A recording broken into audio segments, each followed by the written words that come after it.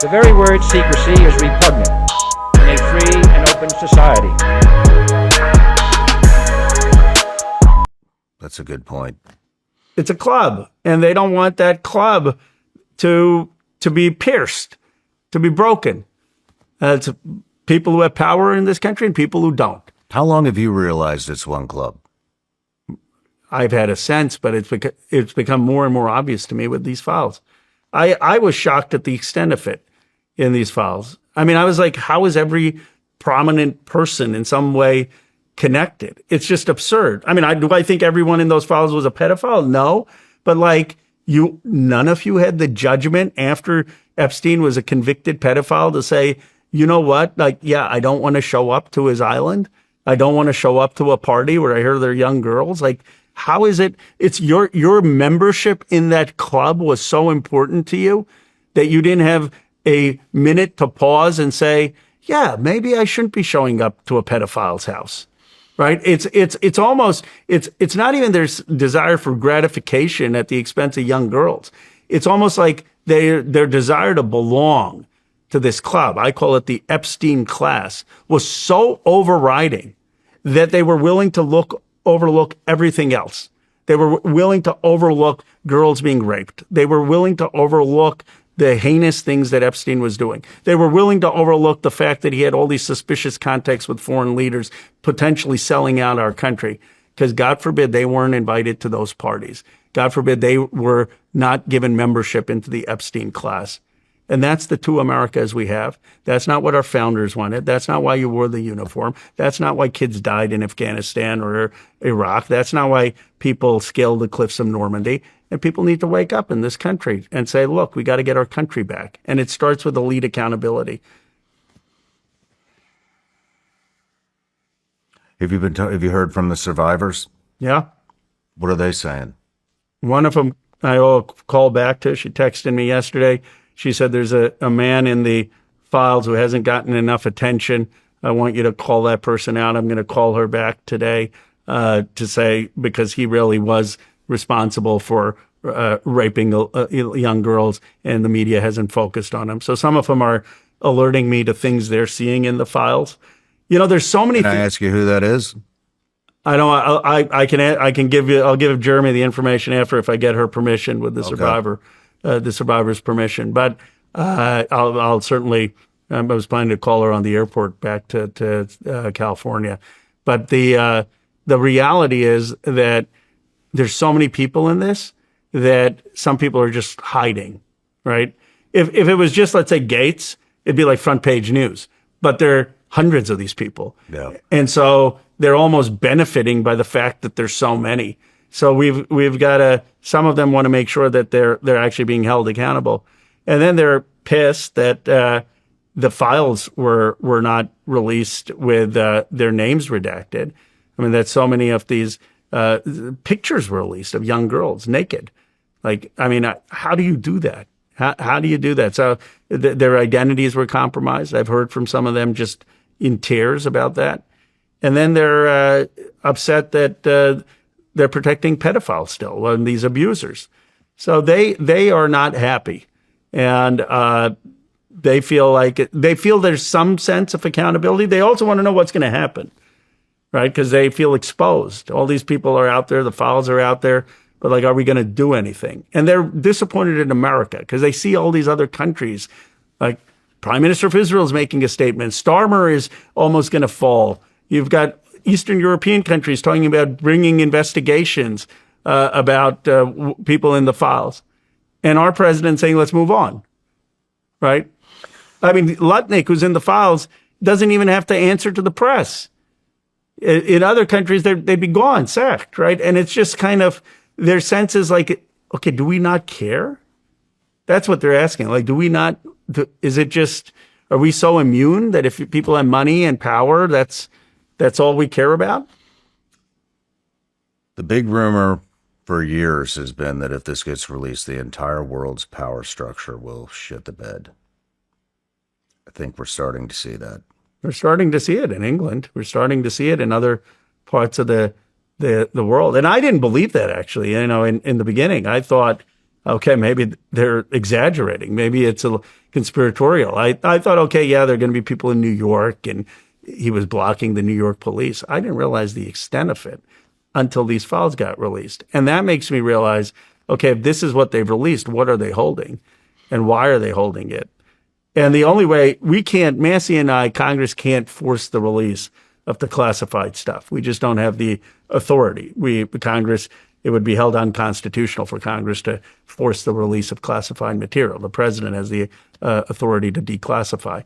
So what we need is a president to appoint a commission of people who are trusted to be able to look at the intelligence and then to come up with some public report. Until we do that, there's not going to be a restoration of trust. We need, in my view, a Truth and Reconciliation Commission, someone who's going to do a investigation of the people who are in these files and really have some public accountability, and someone who's going to look at the intelligence, who has impeccable integrity. Maybe it's someone from the military, not a politician, certainly not a politician, someone who has incredible integrity to look at this and then do a report. Like we had the report after the Kennedy assassination or the King assassination. I mean, we'll still debate that, but there's got to be some understanding of who this guy was. I think we should do a panel with you, Massey, some of these survivors, and anybody else that's fighting for this to get released. I think that would be a very powerful piece of content. You want to put it together? Yeah, I would love to. I mean, I think having Massey, I think getting Marjorie Taylor Greene, if she's open to it. I haven't talked to her, but Massey certainly. Survivor. We'll come to DC. We'll make it easy on you guys. Yeah, I think Massey I can talk to, and certainly the survivors I can talk to. I'm having one of this. I know you were invited to the State of the Union. I'm taking one of the survivors as my guest to the State of the Union to make a statement that, we owe it to them to be fighting for them. And I can help get the survivors. I'll talk to Thomas. I mean, he's got a primary challenge, but he's getting attacked anyway. The billionaires coming after him. Some of them are coming after me. We've cast our lot. I think doing this is going to help actually get justice. To me, this is the highest priority. I'm right there with you. What are we missing? We missing anything? Patreon questions we can bring in. Oh, I do have a couple of Patreon. Bring it in from the stream. Oh, okay. Yeah, I did. I forgot this. This is from Teddy Borgia. How do you take on the responsibility of being one of the main figures in the fight against Roblox lackadaisical efforts to rid their app of child predators? This is actually from his 14-year-old son. Well, I first want to just compliment Schlepp for what he did. He had a lot of courage. And what Roblox is doing is totally unacceptable. It's not just the child predators and the fact that they're engaged in abuse online. It's also these games that they've created that are teaching kids that it's okay to celebrate school shootings or to roam Epstein's island or to reenact 9/11. I mean, what are we doing allowing this to take place? We've got to have a new moral vision in this country. We've got to have some moral values. So Roblox is in Silicon Valley. I've met with their CEO. He assured me months ago that he was going to change things, but I'm going to approach him and hold him accountable, especially after your episode comes out and some of the games that he has. My first question to him is going to be, what are you doing with Sandy Hook shooting on your platform? I don't even know if I told you about the chat place. We got in these games. And I did this with this guy, Ryan Montgomery, where I didn't believe how widespread pedophilia and predators are in this country. And so that was my first time ever breaking into this subject. Brought him in here. He was a hacker. I said, hey, any social media platform, I don't care what you get in. Just anything the kids are in, just get in. I want to see how long this shit takes. 5 seconds. Are you serious? It took 5 seconds. Where someone targeted. Yeah, I'll put the clip up. Ryan, do you think you could demonstrate right here, right now, how fast these sexual predators will show up in a chat room. Yeah.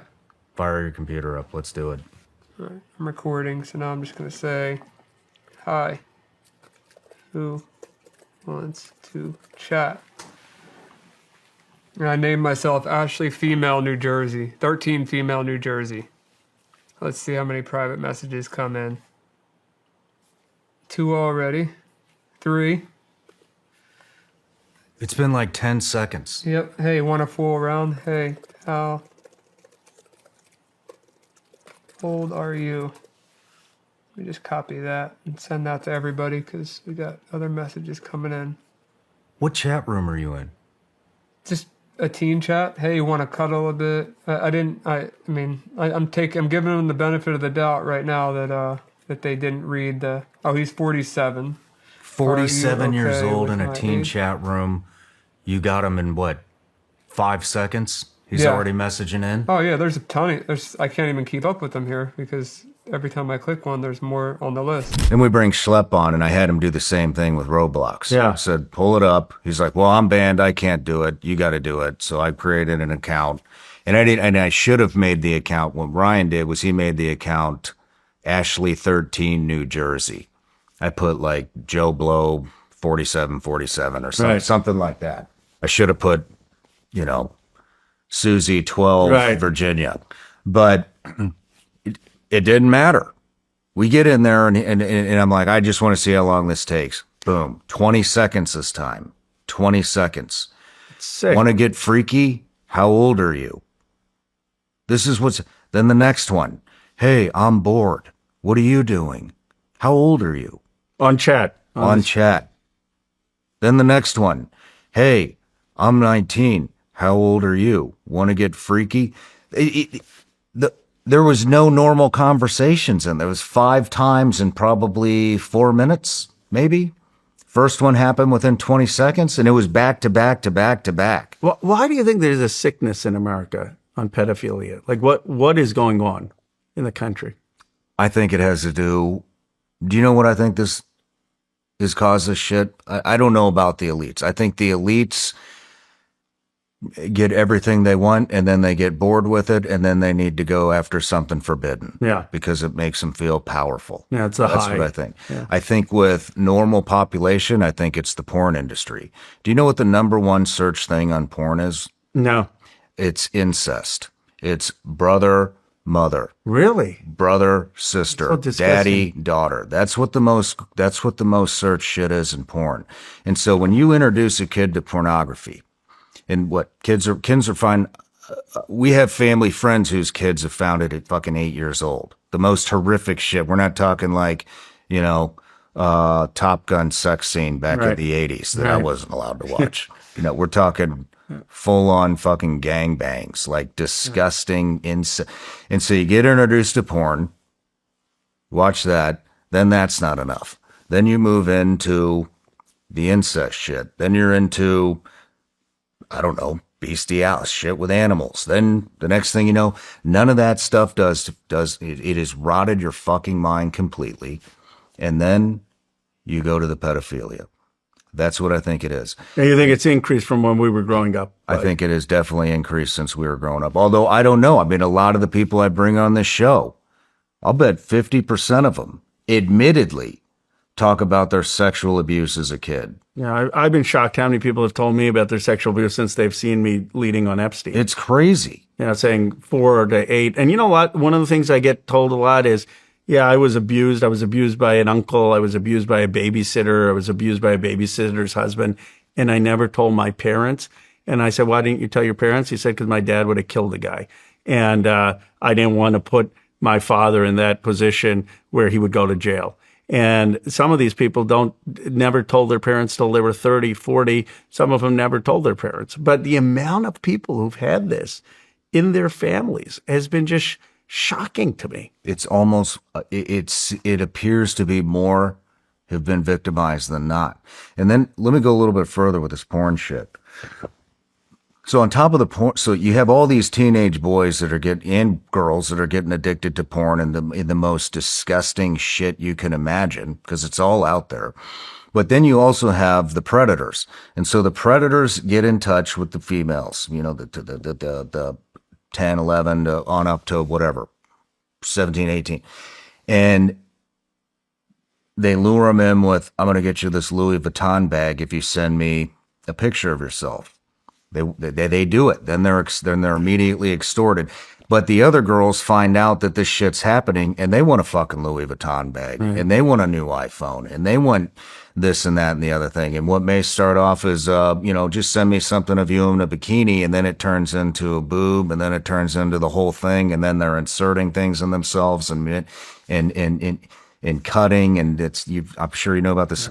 Yeah. Anyways, these girls, they want that. They want so they go for this older. They want the free shit. Yeah. They want the trinkets. Yeah. Now, those girls are no longer interested in teenage boys. So there's no connection there. There's no dating. And so now what the fuck do the teenage boys do? They go back to porn, and then they get addicted to this stuff. And it gets worse. It's a cycle. And it gets worse, and it gets worse, and it gets worse. It's OnlyFans. It's Pornhub. How do we turn it around? You guys got to do something about the pornography in the country. To regulate it. It's everywhere. I mean, I got on Brave. Do you know what Brave is? I don't. Supposedly like the new. It's like a secure Google, kind of like DuckDuckGo. Yeah. It was either DuckDuckGo or Brave. I can't. That's what I use. I don't use Google anymore. And I looked up one of the guests that was coming on the show. Well, that guest apparently there's also an OnlyFans girl or a porn star that has the same name. I just did a search, just a regular search, like Shawn Ryan, you know what I mean? And then it wasn't Shawn Ryan, but it was a different Shawn Ryan. It's just, it's everything, all of it, on a simple search. Wow. That everybody, it's crazy. I think that this is a big part of what's happening. Is it starts with that, because these kids are finding this shit 6, 7, 8 years old, and they're addicted to it, and then to feed the addiction, you have to get it. It gets weirder and weirder and weirder until it becomes illegal, and then when they turn 19, 20, they're replicating it. They're the ones on Roblox and other things trying to abuse. Well, a lot of these kids that are abused, it's a lot of these kids that are abused wind up turning into abusers themselves because it's all they fucking know. Yeah. And I'll tell you another thing. And it's important that some of the abuse is online, right? And that's scarring as well. There's obviously the physical abuse, but if you're online for months or years in an abusive online interaction with an adult, that can be just as jarring to someone's psychology. Well, the desensitizing these kids is also a big part of it. When we're talking about Roblox, they're taking real events. I remember thinking this. Did you ever watch Walking Dead? No, but I know what it is. About 6, 7 years ago, I remember my wife was big into it, and I'm watching. There's I don't know his name. He's the Asian kid in the series. Yeah. And they have a guy with a baseball bat with nails or something on the end of it, and it shows him beating the kid's head in. This is public TV. Yeah. And then it shows like the vantage point through his eyes. Yeah. And I'm like, there's fucking kids that watch this shit. Yeah. That's gratuitous. And then you go to Roblox, and they're reenacting active shooter events. That I was so disgusted and shocked by that. I couldn't believe it. I can't believe someone comes up with the idea of doing a video game where you're reenacting killing 6-year-olds at Sandy Hook, and you're reenacting the shooter killing his own mom, and then you're celebrating that, and then they have the victims' names. 8-year-olds are doing this, probably younger than 8. And so, could you imagine the process of desensitizing? It's introduced at such a young age that. Right. And all it takes is a few of them to actually internalize it, right? And then you wonder why we have the kind of violence and the problems in our society. But it's not a few of them. It's millions. Yeah. They said Roblox has 80 million users a day. A day. I wonder how much that Sandy Hook game gets every day. I mean, that should be pulled today. Like they need to look at all these games that are reenacting. I'll bet violence. it gets pulled as soon as this episode comes out, but there's a lot more of those, and we got the screen recordings. You motherfuckers are going down. You motherfuckers are going down. But what people need to realize is that doesn't mean the evil goes away. It's just going to go to the next fucking platform. Until we deal with the broader pornography, the broader desensitization on violence. You have to do something about the porn industry.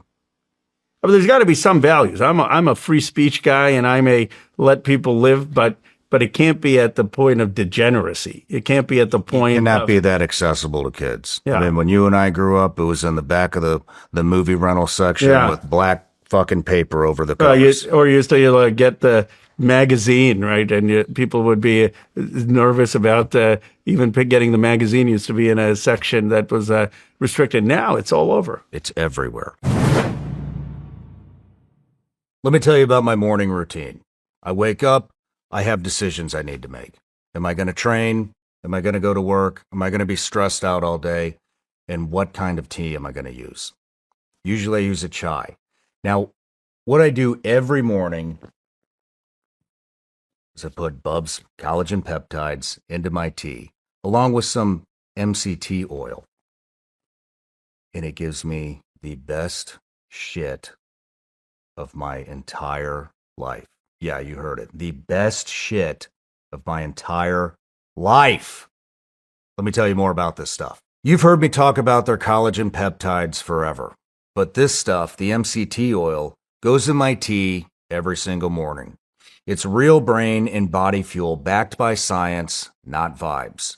It's made with grass-fed butter and fast-acting MCT oil from coconuts, which sounds kind of weird until you try it. And suddenly, you're awake and not pissed off at everybody. And if butter isn't your thing, relax. They've got a vegan version too. MCT oil gives your brain quick fuel, supports digestion and gut health, helps curb cravings, and keeps your energy steady all day. I dump it in my tea with my collagen, stir it around, and I'm set. I trust Bubs because they don't cut corners. Their products meet serious quality standards.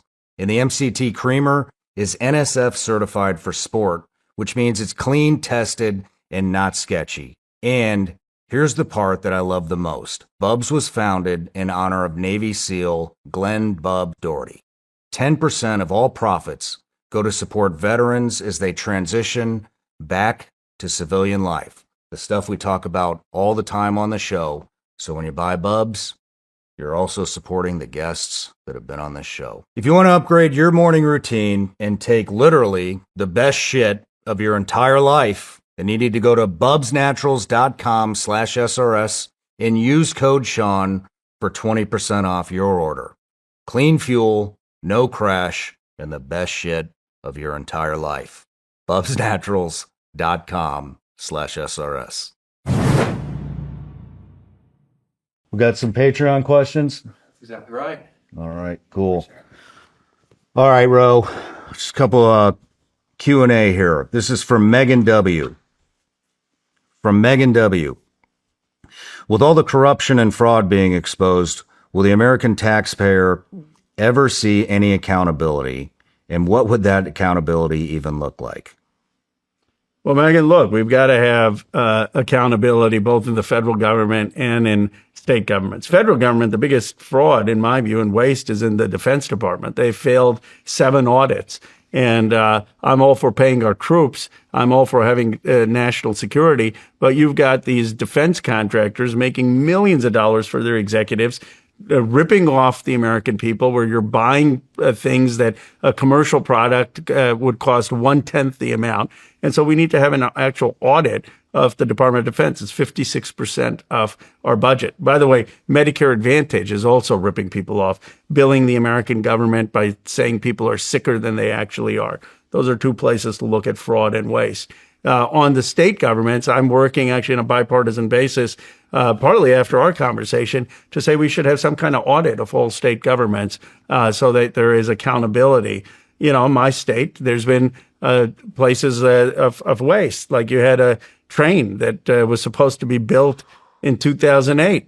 And every year, you know, they say, oh, the train's going to be built. The train's going to be built. It was supposed to connect L.A. and San Francisco. It still hasn't connected Bakersfield to Merced. And we've been there almost 20 years. You know, so that's a clear case. We've got a problem in my state of people who are homeless and unhoused. We've spent billions of dollars on that issue, but we still have a huge homeless population in Los Angeles, in San Francisco. That's become a business. I mean, the homeless stuff has become a business. It is an issue in our state. We have not handled it well. The rich have turned the homeless issue into a business. Well, there's waste that's gone in terms of where that money is going, because it's certainly not getting people the treatment and the shelter that they need. We're not addressing that in our state. You know, our cost of living is so high that we have one of the highest poverty indexes in California when you look at and adjust for cost of living. And we have one of the highest housing costs. So, yeah, we've done well as a state when you look at the UCs and the colleges, and when you look at Stanford and Berkeley, and when you look at the startups and the production of wealth. But when you look at the working class and the middle class and the high cost of housing, the high cost of energy, the fact that wages haven't kept up, and you have all this waste when it comes to the high-speed rail or homelessness, we've got issues. So there needs to be accountability. And that's one of the big issues. There's like 10 people running for governor in my state. That's one of the big issues, is who's going to turn around the mess in the state. There's 10 people running for governor? At least 10 serious people, because people are so upset. People are upset that, you know, they're upset with the homelessness. They're upset with the cost of living. They're upset that if you're working class in California, life is hard. They're upset with crime, public safety. They're upset that we've had huge income inequality. And so there are all these candidates running saying, I'm going to turn this around, and we'll see who wins. Anybody good? Well, I've endorsed Tom Starr, but there are a bunch of people who are running who are thoughtful. And, you know, I mean, there's Matt Mahan, Eric Swalwell, Katie Porter. I mean, it's a good race, but they're all running unchanged. They're all running saying California is not working, energy costs are too high, homelessness is too high, we have too much waste, fraud, abuse in Sacramento, PG&E is ripping us off in terms of our energy prices. The supplemental poverty rate is one of the highest in the nations when it comes to people who are working class and poor when you factor in cost of living. Our education system, K through 12, has not been working in terms of we're 38th or 40th. So there's a lot that needs to change. It's a huge undertaking for whoever wins. Where are you on nuclear? I'm for nuclear. You're for nuclear? I'm for nuclear. Where are you on it? I'm very pro-nuclear. It's got to be part of the mix. By the way, the left who disagree with me, I say if you look at the Intergovernmental Panel of Climate Change that the UN did, they say that nuclear has to be part of the mix in terms of tackling climate. And you need renewables, but you need nuclear as well. From Lee Greathouse, in your opinion, what is the biggest change that we could make that would restore Congress to the original intent of the Founding Fathers, and would it even be possible? Get money out of politics and term limits. So get rid of all of the super PACs, all of the PACs, all of the donors. You know, have public financing, or say you can only get money from people in your district. Give everyone $100 of money maybe they could give to any candidate they wanted, but get the big money out, and then have term limits. You could say 12 years as a member of Congress, 6 terms, 2 terms as a senator. You could debate what the right is, 18 years as a Supreme Court justice. These things were never designed to be lifelong pursuits. And people may agree or disagree with Massey or me, but we are willing to take risk to risk our own seats, right? Massey has a primary challenge. People upset at me are trying to do a primary challenge. And the reason we're willing to do it is because we don't have a view that this is a lifetime gig. Like, okay, you do there, you make an impact, then you do something else with your life. And some of these people, they've been there 40 years, 50 years. Chuck Schumer, literally, I think, has been there before I was born, like in office, his first elective office.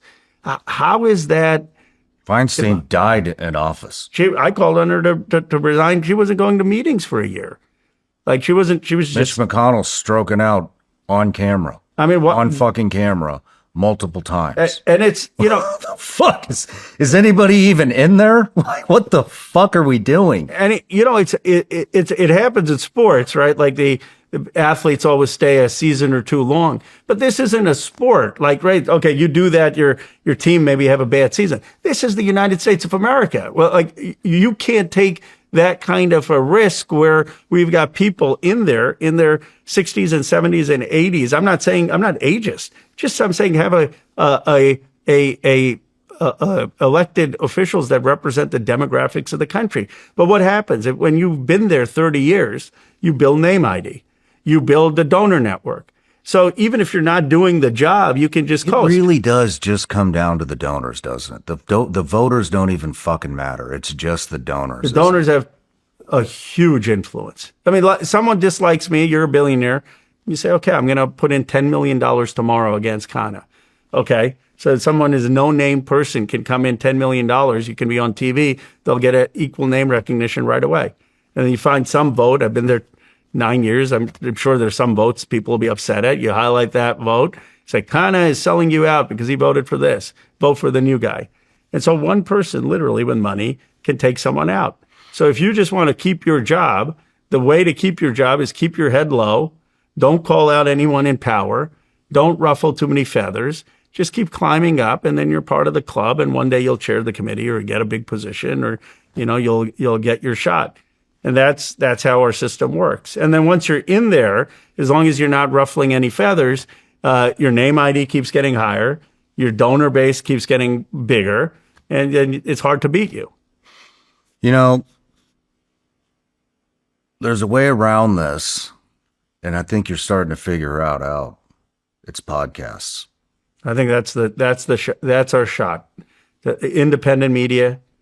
I mean, I said this. I go on Sunday shows all the time, and I'm not saying this to insult them because I still want to be invited on. But I've had more people reach out to me the one time I came on than probably 4 or 5 of those Sunday appearances in a row, because the same people are watching the Sunday shows. Whereas, I had a guy, a janitor in the Capitol, say, Congressman Khanna, he started yelling at me. He said, I saw you on Shawn Ryan. I don't agree with half the stuff you do, but thank you for going on. He's a good guy, right? I mean, your demographic is not just the people who read the New York Times. You got working class folks who listen in. You've got Republicans, Democrats, independents. So I think you can bypass the elites who have run this country for too long. I'm not saying they don't have a role, but that wasn't democracy, right? Like, and we've seen from this Epstein class and files that their values are out of sync. It doesn't matter how intelligent you are. Most of these people are brilliant. Most of these people, we want their intelligence. Mm-hmm. They've started great companies. They've done great things in finance. I'm all for intelligence. I'm all for people building wealth. But wealth and intelligence without values is meaningless. What built America is the values. And so I think what the democracy does, what podcasts do, is it sort of reminds people that the people in charge first matters having the right values. Then we can have the intelligence and the ambition and everything else. Shawn Murphy, how can we trust any of our elected leaders, especially with how wide the scope of involvement with Epstein appears to be? It's a big question. And it's not just our elected class. It's the entire leadership class, business leaders, finance leaders, tech leaders, Hollywood. Like, how do we get a new moral beginning? How do we have a cleansing in this country? I think the first thing is we've got to have accountability. If we don't have accountability, people are just going to say, nothing changes. There's got to be accountability. There was no accountability after the Great Recession. You talk to young folks, they've seen the Great Recession, they've seen COVID, they've seen these wars. They think this elite class has totally let them down, and no one gets held accountable. That's why I think there have to be prosecutions. There have to be investigations. There have to be investigations in Congress. And then people say, okay, there's something different. They're at least holding people accountable. And then we need a new generation. We need a new generation of people in Congress, in the Senate, in these positions, and we need a new moral beginning. I believe that the fundamental test of office should be character, should be values. Are you willing to stand for what you believe? Are you willing to do this and then go do something else? I think that's what everybody wants. So I won't talk to very many people anymore from Congress or the Senate or in the administration, because they just fucking come in here and lie right to my face every single time. It's crazy. That's why I appreciate what you're doing. Rafael Vieira. What reforms are needed so wealthy or well-connected individuals can't receive preferential treatment in federal prosecutions? Wow. That's a tough one. Well, first of all, it gets back to the money in politics. So why is it that they're shielded?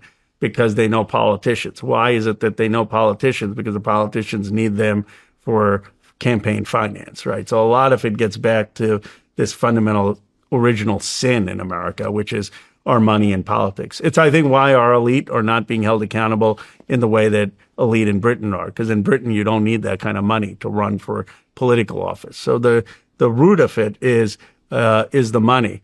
But the second thing is that we ought to make it a total crime and prosecute those crimes for interference in the justice system. I mean, the fact that Maria Farmer sent a note to the FBI in 1996 that Epstein was raping young girls, and the FBI sat on this and didn't do anything, and then for 30 years Maria Farmer was called a liar, is appalling. And where's the accountability? Why aren't we investigating those people at the FBI who just sat on this, who didn't do anything? That's why when people say, oh, this is a Trump thing, I say, no, it's not. It's an America thing. This happened over successive presidents. These survivors were ignored and abandoned in many different administrations. And yeah, you can lay it all on Clinton or Trump, but that's not what we're talking about. We're talking about a system that protected these rich and powerful people. Last one from Big Country.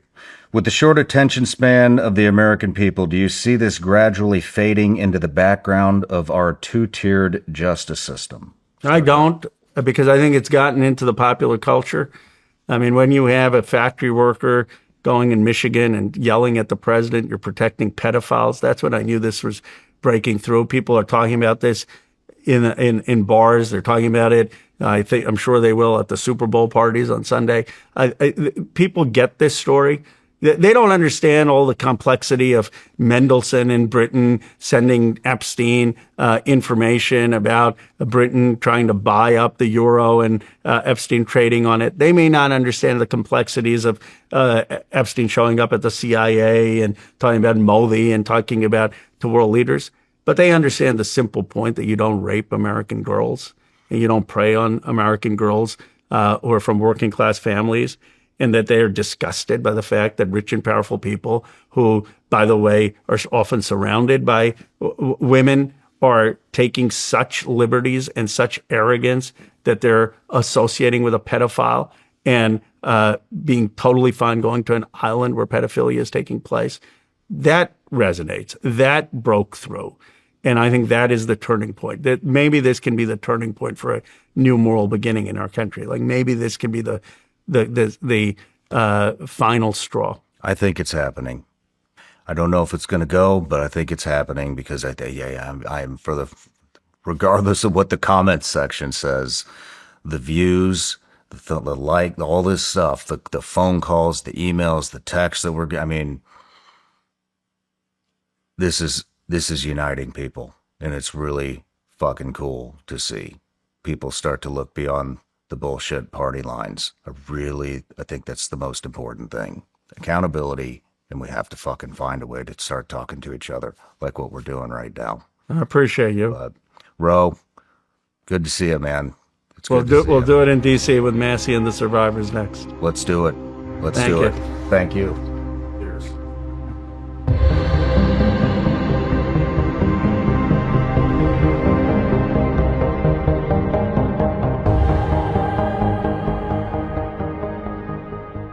No matter where you're watching the Shawn Ryan Show from, if you get anything out of this at all, anything, please like, comment, and subscribe. And most importantly, share this everywhere you possibly can. And If you're feeling extra generous, head to Apple Podcasts and Spotify and leave us a review. Inherently and historically opposed to secret societies,